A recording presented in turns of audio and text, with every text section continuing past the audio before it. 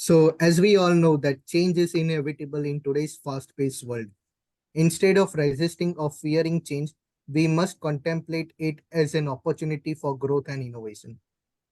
Sir, my first question to you is that could you please shed some light on this topic from your life journey and past experiences? Yeah. Life journey, we can go back a long ways. Change in your personal circumstances, change in your professional circumstances is good. Otherwise, life gets boring. Otherwise, I'll be pushing paper for the rest of my life doing the same thing. No? Change is welcome. And that's what keeps us on our toes. Uh, uh, you know, there was change at 19. Some of it is kind of divine. My father passed away. That's change. It builds character. Then I was at IIT Delhi. Then after 1 year at IIT Delhi, I don't know what came over. I decided I want to study in the US. This is 1981. And people at 1981 said, wait, you're out of your mind. You're in a great college. Where do you want to go? I said, I'm restless. I need to see something different. So I took my SATs and did some typewritten. There were no computers those days. There was no email. You typewrite the applications, you take your SATs and you send it in. I had to, and to cut a long story short, I went off to, I picked one of two colleges that offered full scholarship to go and study. One of them was University of Pennsylvania, Philadelphia. What's the moral of the story? And the moral of the story is, anticipating that, getting out of your comfort zone. I was in a nice, comfortable place, get through IIT, go through one of the business schools, get an engineering job, or go to a business school. Life was guaranteed. But getting out of comfort zones are very important, and kind of keeps you. It's like exercising. It keeps the body and mind young. That is exercise. And getting out of comfort zone stretches your mind and your character to build new strengths that helps you deal and do better. So, when you say all of you are from underprivileged backgrounds, don't use it as an excuse to hold you back. You're not underprivileged anymore. You're part of the Vani family. You're getting the best of education. That's behind you. No excuses, because the human mind, behavioral psychology is, will find excuses not to get out of comfort zone. I have to take care of my parents, I have to take care of this, I have to do that. You can do all that also. I'm not saying don't do it. But first, develop yourself, build skills, see the world, change jobs. So anyway, coming back to your question, let's not digress. I believe constantly changing yourself, your profession, your personal outlook. And how do you do that? get out of comfort zone. After Penn, I went and worked at Microsoft as a computer programmer, got bored in 2 years, said, look, this is not for me. You could have stayed on, I would have made a lot of money. Microsoft stock would have been worth hundreds of millions of dollars if I'd stayed on. I didn't know that then, but instead I go spend $200,000 to get an MBA because I didn't know what to do. So I said, look, I know what I don't want to do. I don't want to be a programmer. I want human interaction. So, and after that, I went into finance, which was applied engineering. And then New York for 2-3 years, and then I realized New York is very saturated. Too many smart people, very crowded. Let's find a place which is not crowded, which is still at early stage where I can make a difference. So I raised my hand and said, move me to London, 93. And I moved with Merrill Lynch to London. The reason I'm telling you the story is to kind of get to a point, because everybody's story is different. Yeah.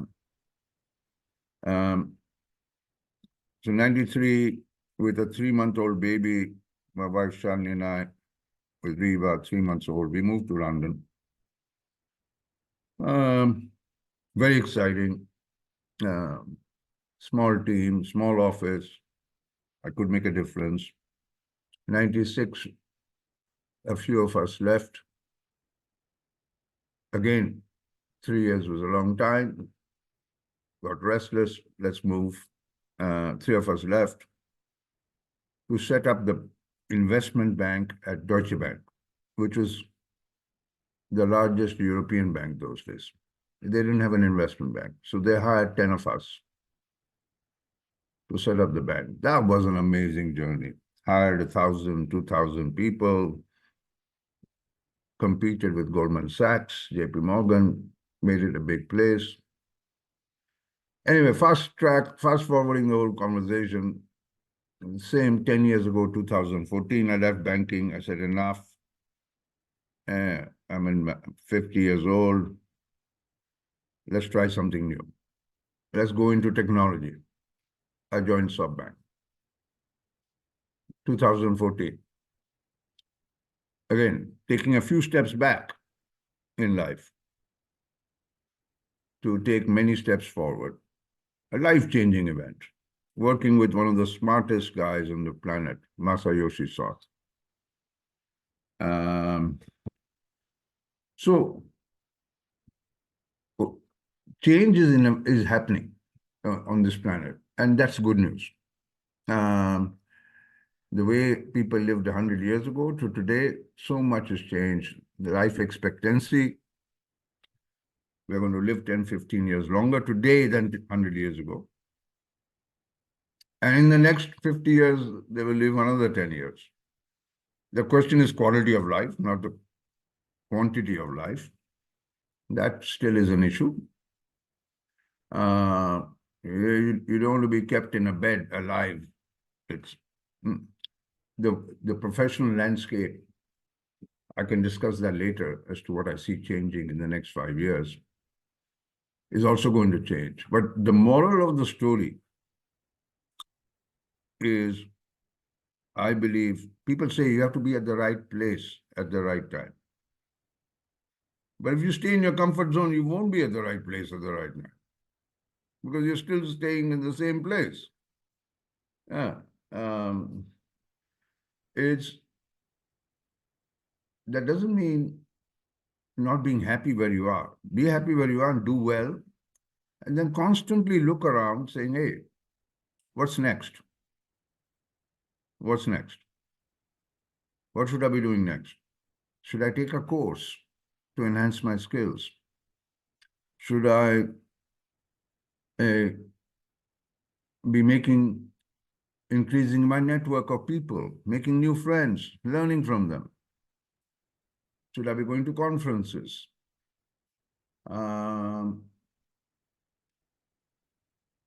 you know, and some of those won't work out. That's okay. One learns more from failures than success, by the way. So it's okay if it doesn't work out. Now, some of you would say, oh, but I have a family to feed, I have to make a living. How do I take the risk? Um, I have bills to pay, I have responsibilities. We all do. Um, I had young kids. I had a younger brother I had to put through college when I was there. All those are excuses that come to mind, behavioral psychology. Uh, uh, we'll always find excuses not to do something, not to take risks, or not to change. But if you plan on it, you can. I'm not saying leave your job and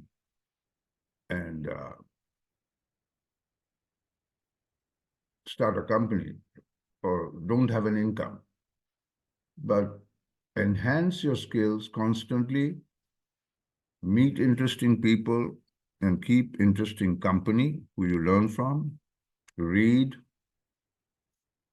and don't get comfortable where you are because 5 years will go by and you're still doing the same job. That doesn't apply to you, Preeti. You're doing a good job. Mm. Thank you, sir. We don't want you to change. Mm. Agreed. And uh, so that would be my advice because the planet is changing by definition and at a much faster pace than 15, 20 years ago. Uh, 20 years ago, if you look at the Dow 30, the 30 top companies in the S&Ps, let's say, um, they're different than today.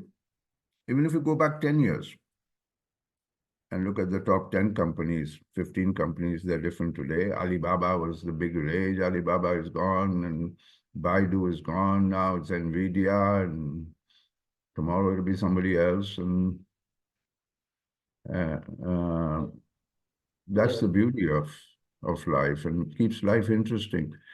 And to extract the most out of life, um,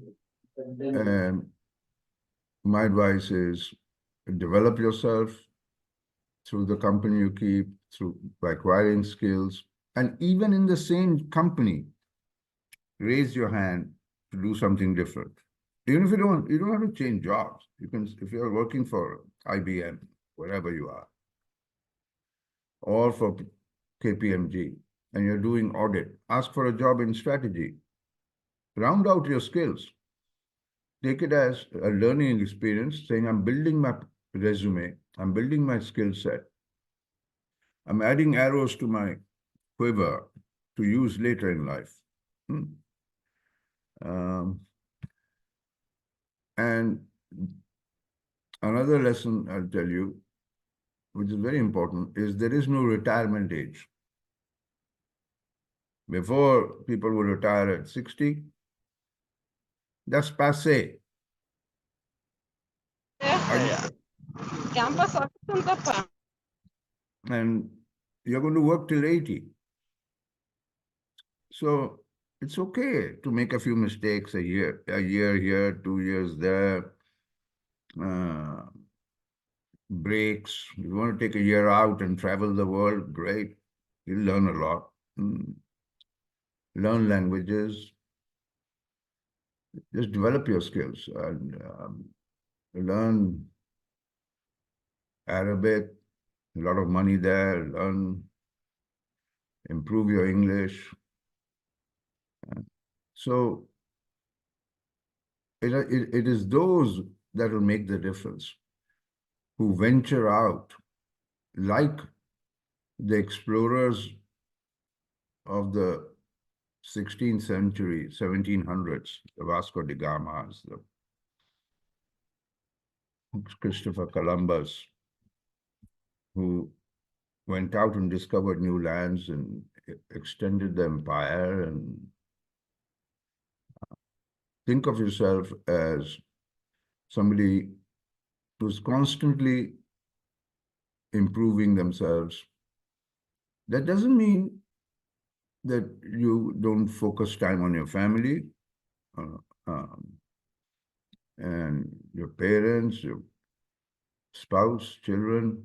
It can be all done. We have enough time to add to our skills, uh, take courses, hear podcasts on subjects that are completely different than what you're doing. Um, and that'll help you connect the dots. But most importantly, don't get too comfortable doing a routine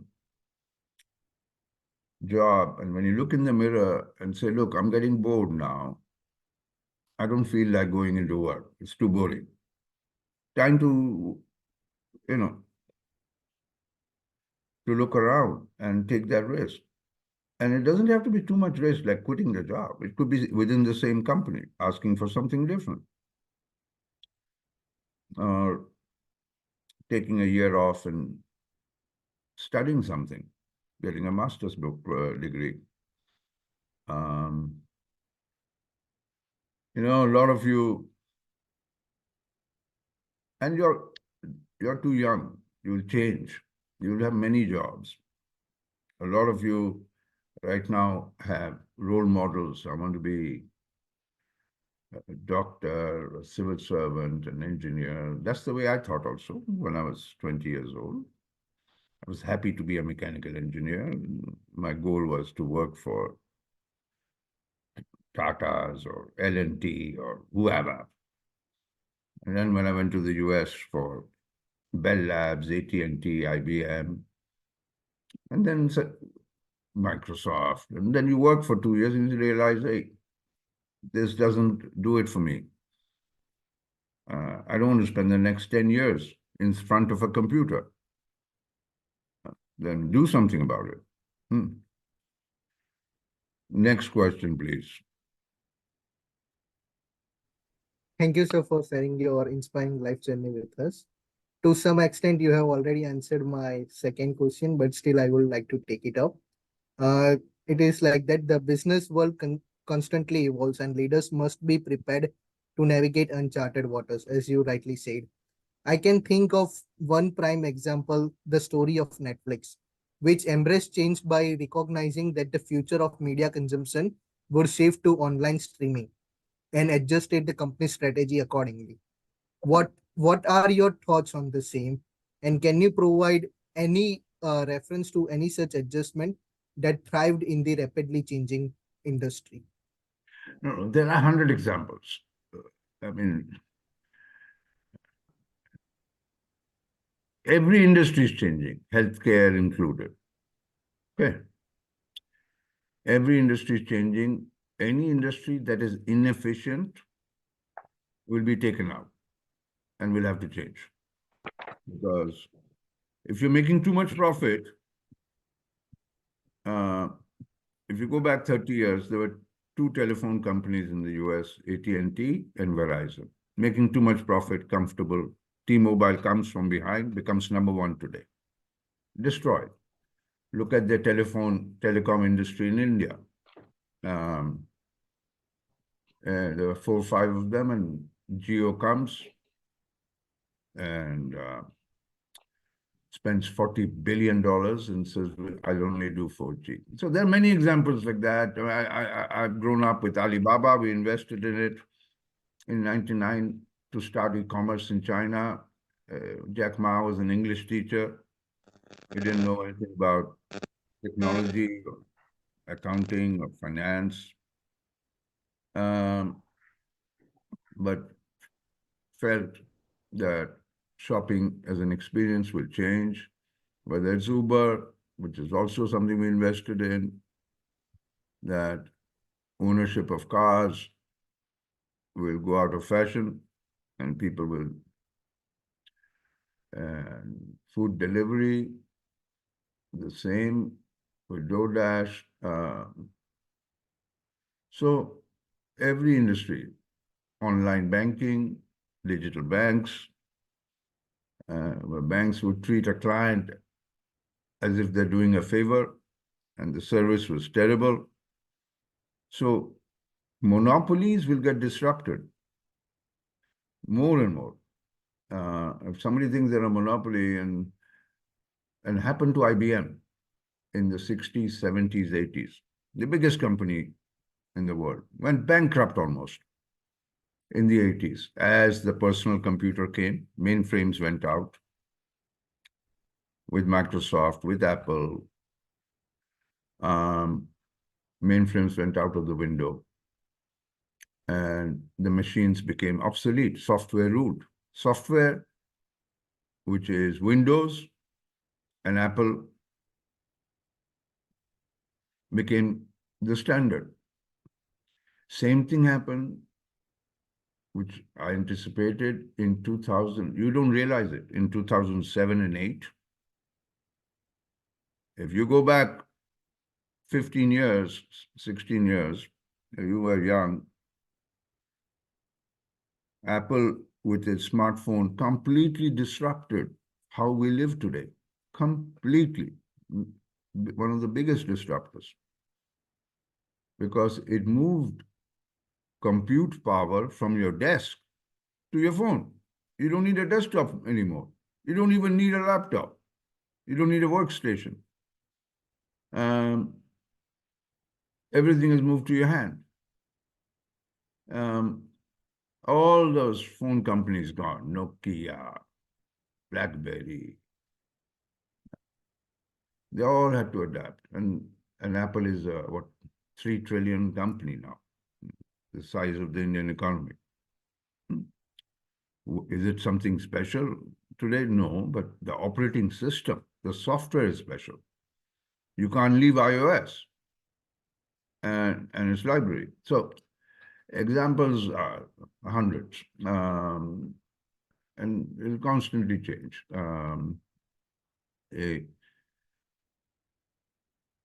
And we were shielded in India till 91, 2000 because of import restrictions and so on, which is changing. So whether it's our railways, which is changing with faster trains, whether it's our airlines that are changing with airports, you know, sports is changing with money coming into sports. So Netflix is just one example. I don't know what your question is, but the world is going through a dramatic change, and I can give you my predictions of what the changes are going to be in the next 5 years, which will even make certain companies that are monopolies today go out of business. I'll tell you one example, which is Intel. Intel was a chip maker which was in every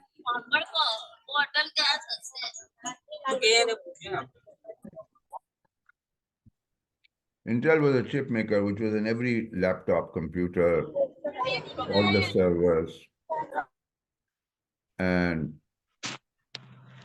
suddenly up comes, and it's only happened in 6 years. I looked at NVIDIA. It was a 30 billion market cap company we wanted to buy as SoftBank. 2016. We bought ARM instead, because NVIDIA didn't want to sell. Today is 2 trillion, from 30 billion to 2 trillion. What, 60 times the value in 7 years. Completely disrupted Intel and everybody. So, and why did that happen? Because of generative AI, machine learning and generative AI. Very important, not just AI, generative AI, where the computer is learning through simulations and improving itself 24/7. You do the training of the algorithms using pictures, not just number data. pictures requires huge compute power, where cars can drive autonomously, and they are driving today. They're learning, constantly learning and improving and improving. And it's not far away in the next year or 2 or 3, maybe not passengerless, well, not passenger cars, but at least delivery cars, which are coming to deliver things to you, our houses, will be driverless. You don't need the last mile. The next thing that's happening is warehouses. If you go and look at Foxconn, the biggest manufacturer in the world, in fact, Foxconn employs 1 million people. I've been to their factory in Guangzhou. They're making iPhones to TV to whatever, all kinds of electrical appliances in their factory, Samsung phones. They're a contract manufacturer with 1 million employees. My forecast in the next 5, 6, 7 years, you won't need more than half those people because they'll get all robotized. Warehouses have mushroomed because of e-commerce, because of logistics. Big warehouses, they don't get robotized. So because unlike India, in the West, there is shortage of people. Japan, Europe, US, there is shortage of labor. Labor costs are very high, unionized. Labor costs adds a lot of costs to the supply chain. So anyway, look, I can go on with examples. That's not your question to me. Sir, what does it mean to be innovative, according to you? And how are innovation and adaptability interrelated? And what strategies will you suggest to foster adaptability and innovation in the business world? Well, that was in my first answer. And these are big words, innovation, adaptability. You're innovating, Preet, from the day you were born. Right? You're going to school, you're reading books, you're changing, adapting. Innovation does not mean winning the Nobel Prize and coming up with some new theory. Innovation is basically trying to do something better and different than how it's being done.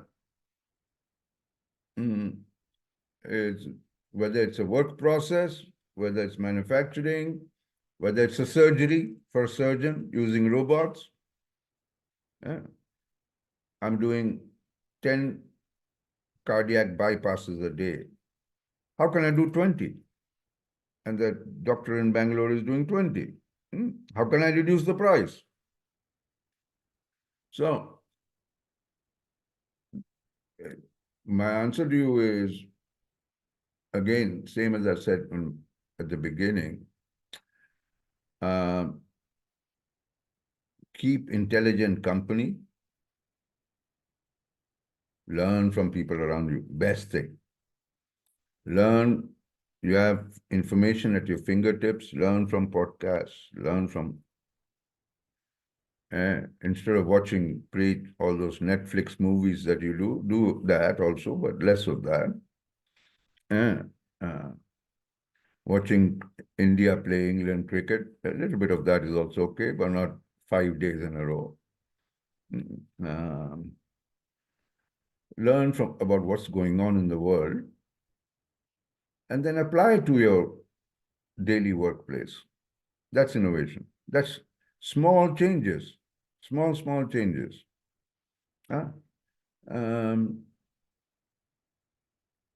Apply to your personal life, on how you eat, how you exercise.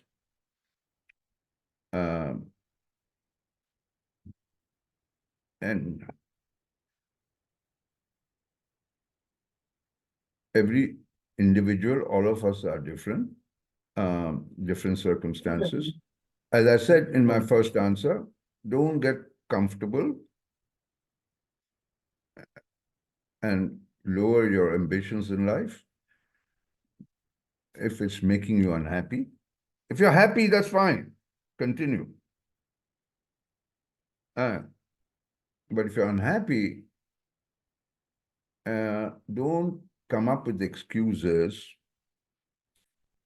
to justify why you should continue.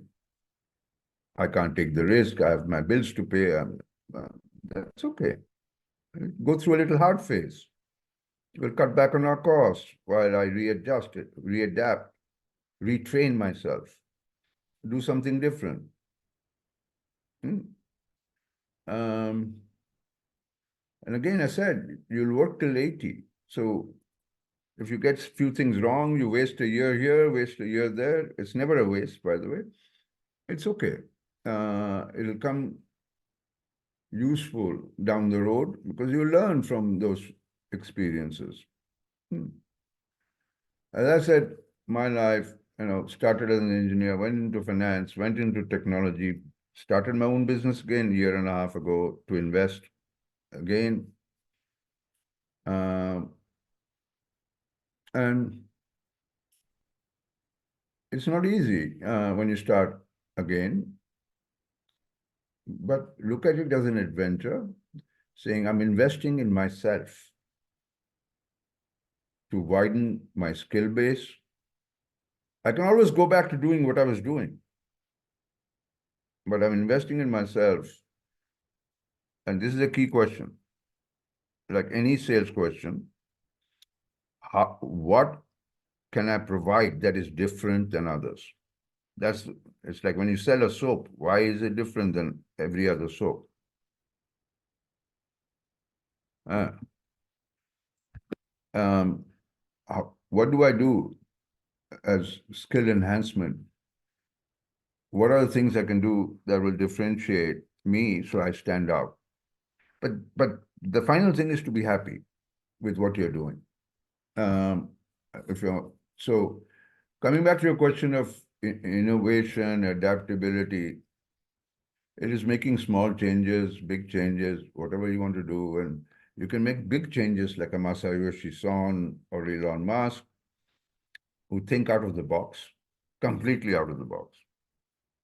But there are a few of them. You can think out of the box too in small steps and say, look, I don't agree with the way things are being done at work. I'm going to suggest something different. I'm going to do my homework and suggest that it's done differently. How we are selling things, how we are developing programs, how we work as teams. And that will make you stand out. Um, and if they don't listen to you, then move on. But changes are constant. So you should continuously learn, keep learning, keep getting skills, uh, skills both on the job and outside the job. Join professional organizations, young professional organizations, join our professional organizations, connect with people who are doing well, like Aniket does, uh, learn from them, learn from their mistakes. And you see a lot of opportunities out there. It's an exciting world. But keep the objective simple. It may not be to make money, but that will come anyways. It is to stimulate you intellectually, is to make you happy. Because when you look yourself in the mirror, you're proud of yourself. Um,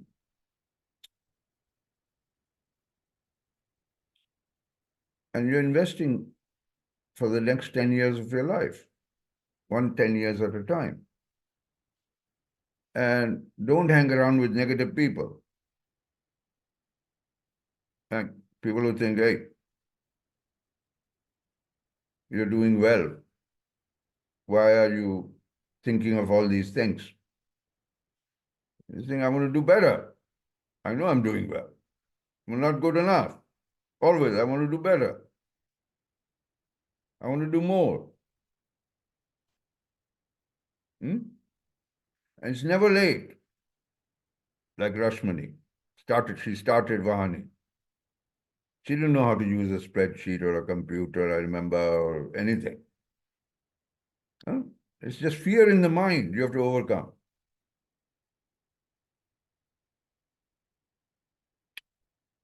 Okay, Preet, next. Sir, we Vahani alumni and scholars are no less than budding entrepreneurs.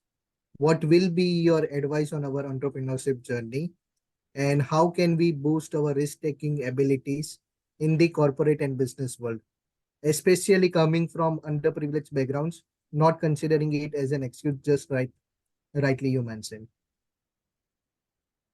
Underprivileged is better than privileged. Underprivileged means you're hungry, you're ambitious, you are you don't have a safety net like my children, which means you have sleepless nights, which makes you even hungrier. It's much better. Okay? So you have self-confidence, self-esteem that you made it yourself, not inheritance. So far from an excuse, it is a positive. Okay? I'm proud to be self-made, like you will be, pleased. So let's put that aside. You're a hungry man. You want to conquer the world.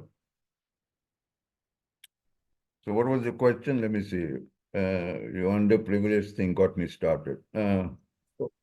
How can we boost our risk-taking Oh, abilities? risk-taking, and entrepreneurship. Entrepreneurship is a loose term. Entrepreneurship doesn't mean you have to run your own business. You can be an entrepreneur in a job. Okay. It does. Um,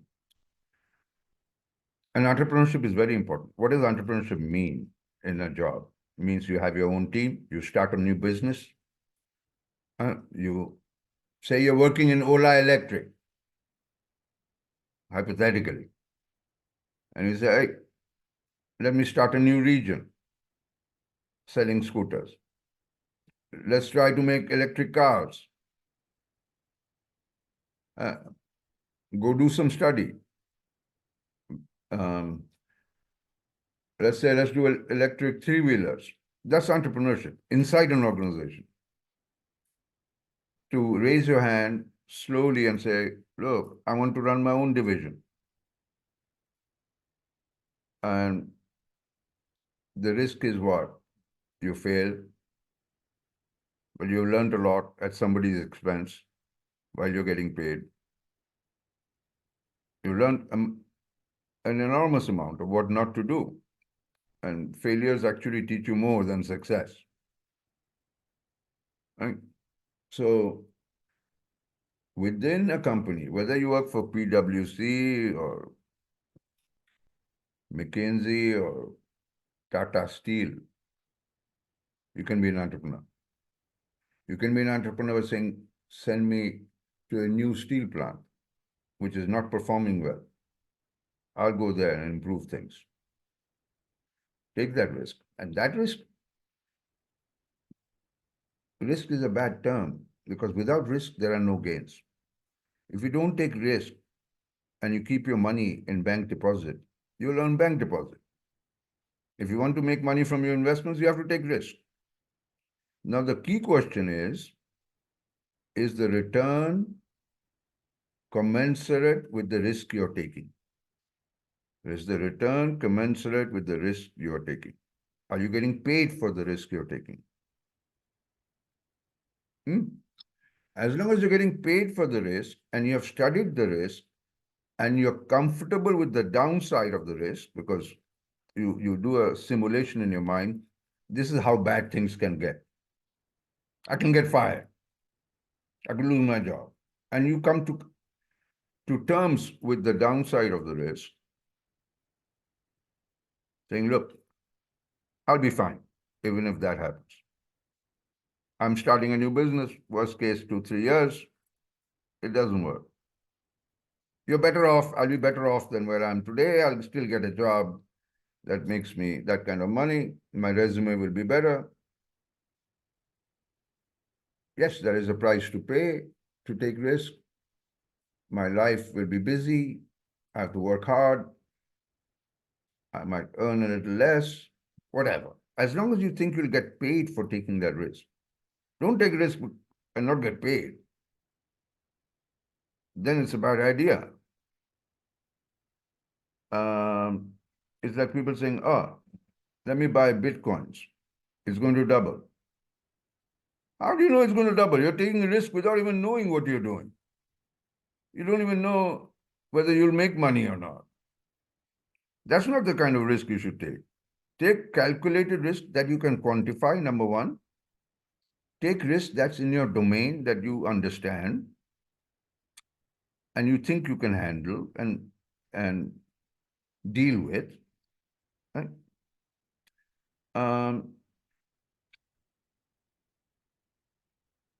And you have some domain expertise, then it's a very good idea.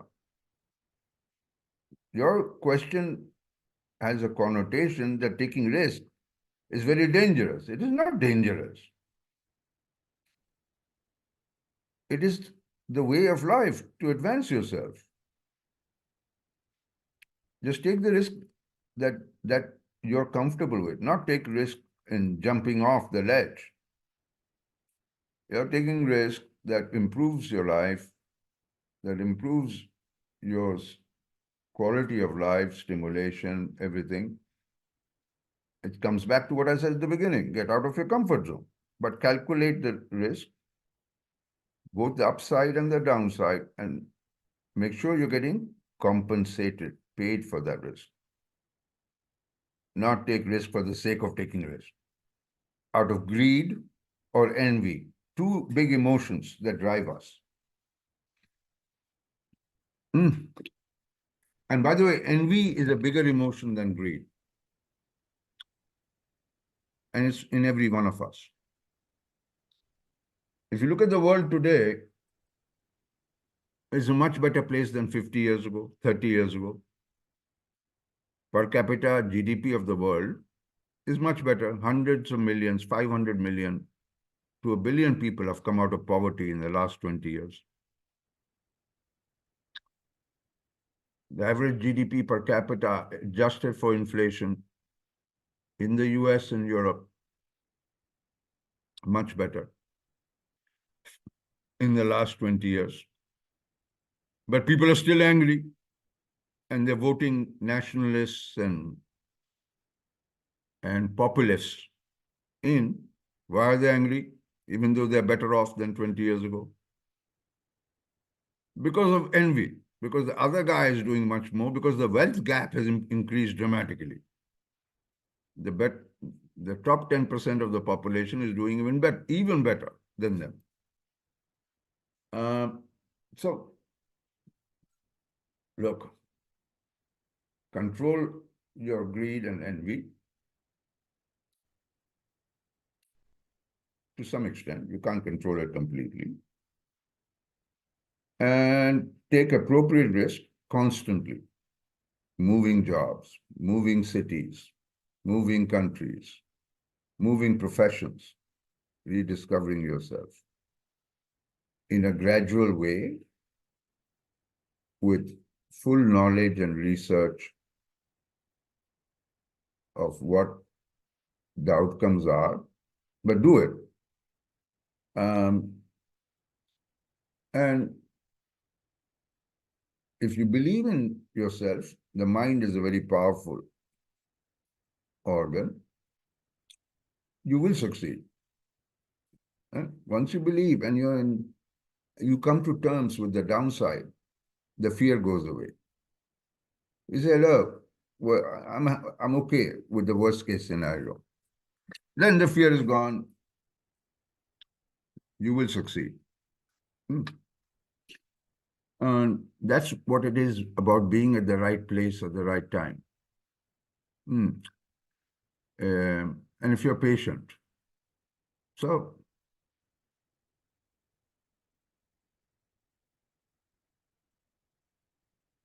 Yeah, be entrepreneurial. We are all entrepreneurs in some sense. Soon you'll have people working for you. You will lead them. You'll have your own business unit.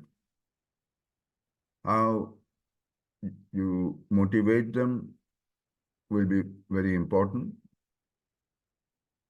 And they'll be looking up to you for direction.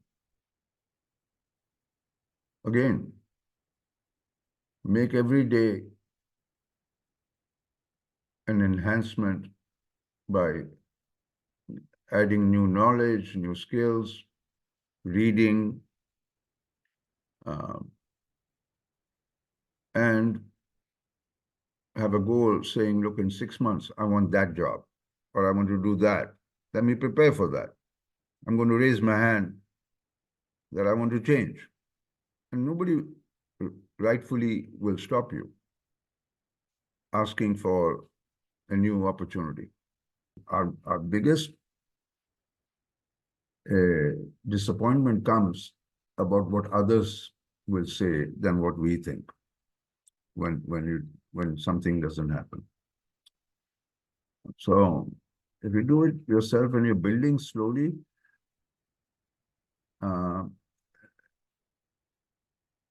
and if it doesn't succeed, and you have come to terms with the worst case scenario, and you're better than the worst case scenario, the outcome. Your outcome is better than the worst case scenario anyways. And failure will happen because there are external circumstances that you can't control that could change. You know, Russia goes into Ukraine, whatever, oil prices go up, something happens, you know, COVID comes. There are external factors you can't control, and that will have an impact. So the way to console yourself is to say, look, I learned, I got something out of this. And this was not a waste of a year or two. I learned a lot. And next time I won't make the mistakes, hopefully again.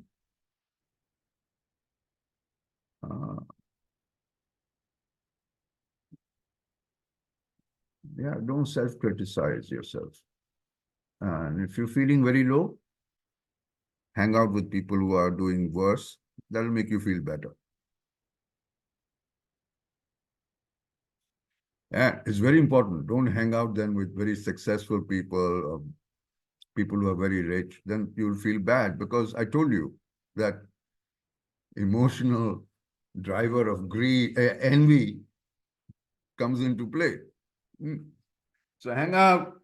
That's when I hang out with friends who are accountants, lawyers, and I say, I'm doing better than them. I'm very happy. Yeah. Yes, sir.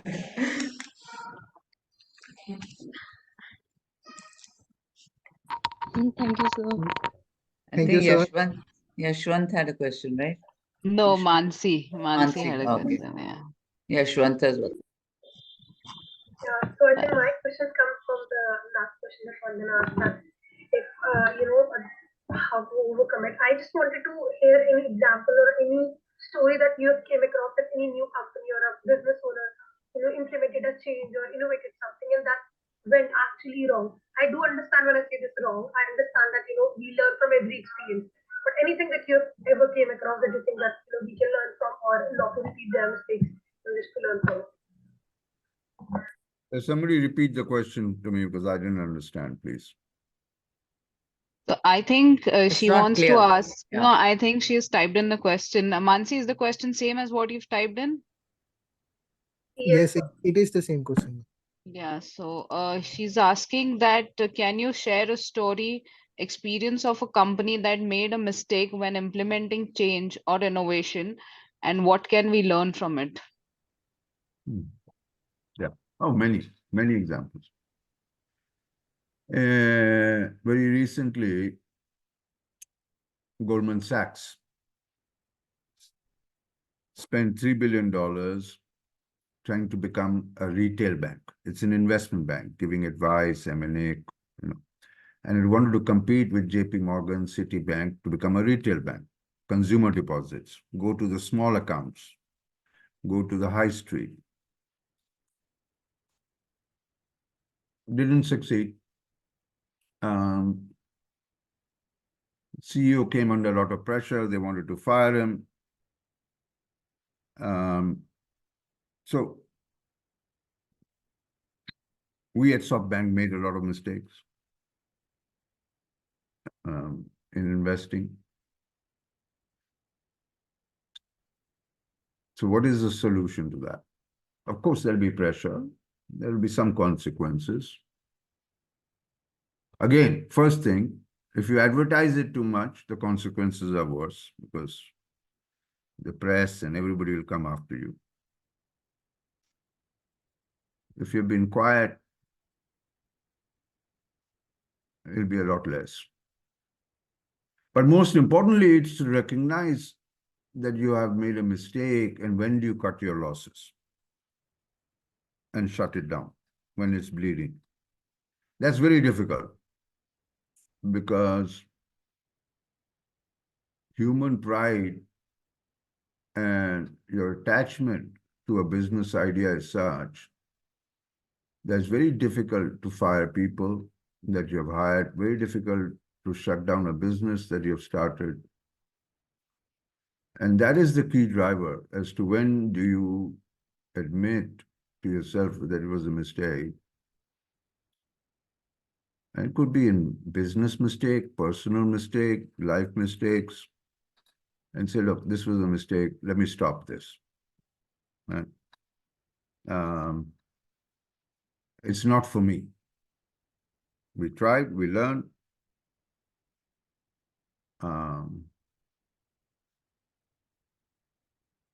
Let's cut our losses. And we at SoftBank have done a lot. Put in money into WeWork, put in money into many things that didn't work. Into satellite systems. It is at some point saying, not putting more good money into it, but saying, enough. This is not going to work.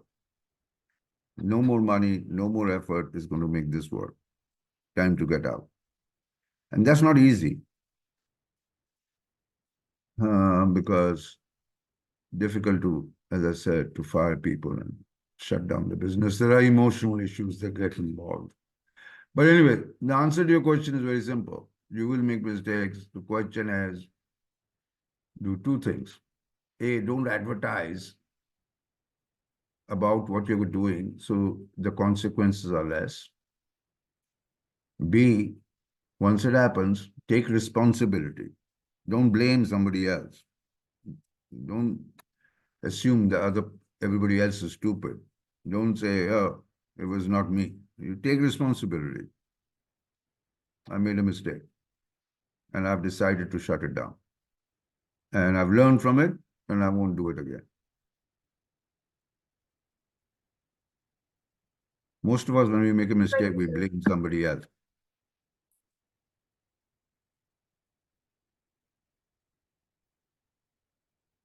Last question. Can I go? I think Yashwant was Please there. have the last question. I had a side question on Then we can investment close. side. Who was that? Roma. Okay, Roma. Yashwant was there, but yeah, okay. Let's go. It's just on the investment side of things, sir. So you mentioned that we should like mutual funds is there, stock market is there, let's say SIP is there. How would you say if someone is like investing in the LIC sector, is it good to invest in that area or so I'm just a little confused on because I have like invested in LIC. I've taken 3 LICs like around 4 or 5 years ago. And I've heard people say that it's a waste of time investing Waste in of LIC. time. Waste Yeah. of time. Yeah. Ponzi scheme. Ponzi scheme. Mhm. Waste of time. LIC pays you 4% return. Mm-hmm. Huge cost to the broker who's selling you the insurance. Mm-hmm. And life insurance is the last thing you need at your age. Mm-hmm. Your stock will do better. So if something happens to you. So LIC made sense 40, 50 years ago when there were Mm-hmm. no investment schemes. Complete waste of time. Okay. Okay, that Complete answers. Ponzi scheme, missold, bad products, and a way for the government to collect money so that they can, LIC can then go and invest in the government projects. Thank Terrible you. idea. Just keep your money in the stock market. Next 10, 15 years, you'll triple your money. It's liquid. It'll be fine. Thank you so much. That helps. So one last question from my end. This is Yashwant sir from 2020 batch. So, sir, have you experienced a failure that ultimately led to a greater opportunity or success? If so, can you describe the situation and how it unfolded? Repeat, somebody, please. I didn't understand. Sir, have you ever experienced a failure that ultimately led to a greater opportunity or success? If so, can you describe the situation and how it unfolded? So a failure that led to an ultimate success. I think that's the question. You like all these tricky questions. These are rhetorical.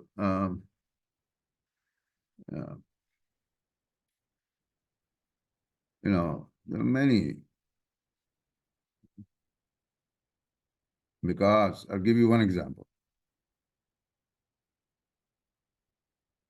We started the Vision Fund 2016 with $100 billion. We never managed money. We had a lot of money with no people. So I run around, hire a bunch of people very quickly. Make enormous mistakes in the quality of people I hire.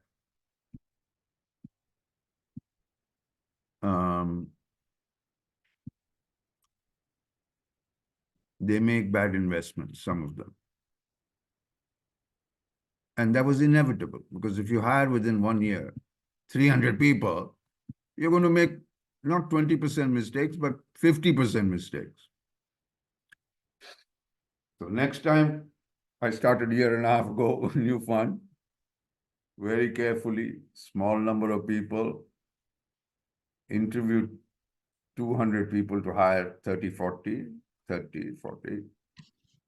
people that I can trust with making investment decisions.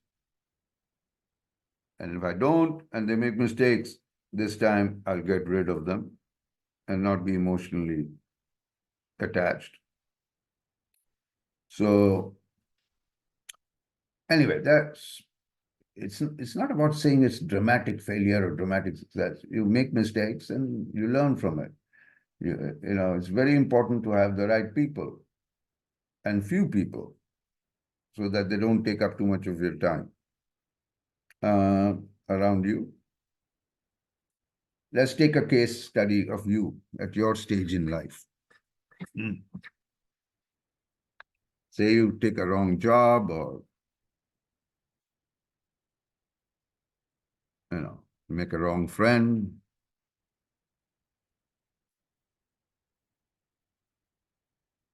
The wrong friend was taking you down the wrong way. So, look, the key is to say, look, whatever has happened, the past is the past.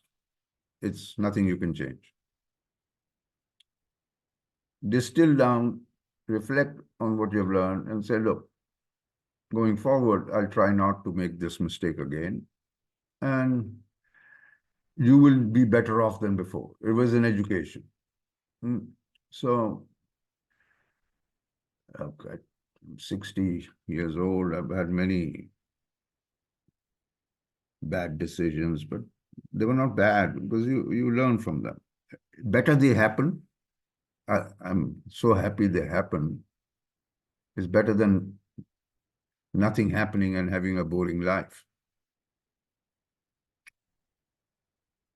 Imagine me still programming away at Microsoft.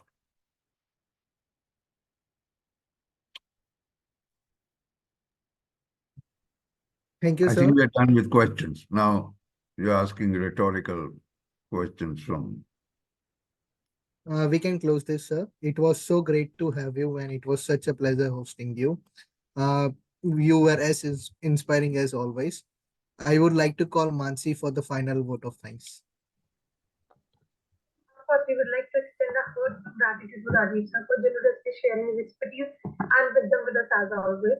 His commitment to inspire and guide the Bahani network is truly commendable. I would also like to express our sincere appreciation to all of the attendees, the Bahani team, our mentors, fellow alumni, and the scholars for joining us in the landmark event.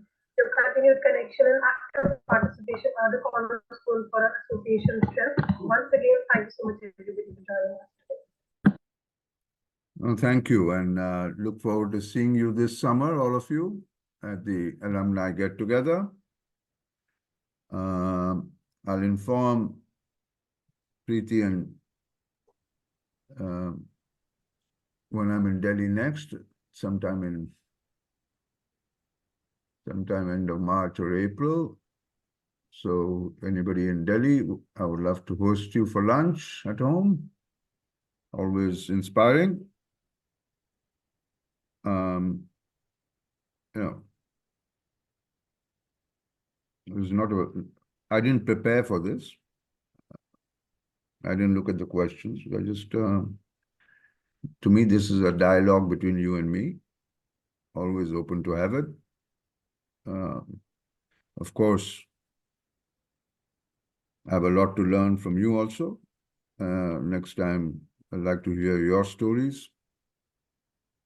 But don't consider, my only message to you is don't consider yourself to be having any less privilege than anybody else. You are battle-hardened, warrior, all of you, in the top 10%.